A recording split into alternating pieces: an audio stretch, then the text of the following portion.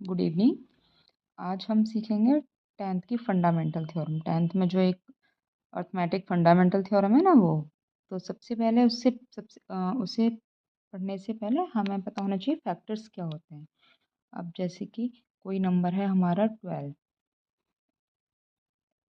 12 एक हमारा नंबर है, इसके फैक्टर्स क्या होंगे सबसे पहले ये देखना है। ठीक है, सबको आते हैं 12 के फैक्टर करना। ओके, सो 12 के फैक्टर सिंपली लिख दोगे 2 इंटू 3, राइट। 2 2 3। 2 क्या है? Prime number. 2 क्या है? Prime number. 3 क्या है? Prime number. क्या 2 2 3 के अलावा 12 के और कोई फैक्टर होंगे?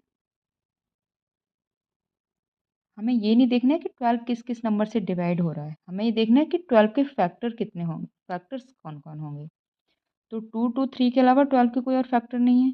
अगर बात आती है कि 12 किस नंबर से डिवाइड होता है, वो अलग चीज़ है, हमें सिर्फ फैक्टर देखने हैं यहाँ पे। सेम अगर हम 15 के करते हैं तो 15 के फैक्टर क्या होंगे? 15 के फैक्टर होंगे हमारे 3 इंटू 5। 3 क्या है? प्राइम नंबर है। 5 क्या है? प्राइम नंबर है। दोनों प्राइम नंबर है। इसके अलावा कोई 15 के फैक्टर होंगे? नहीं होंगे ना। गुड। Okay, now 17। 17 के कोई फैक्टर होंगे? सिंपल, 17 का फैक्टर क्या होगा? 1 इंटू 17। 17 क्या है? 17 is also prime number. Okay, अब 26। 26 के फैक्टर क्या होंगे?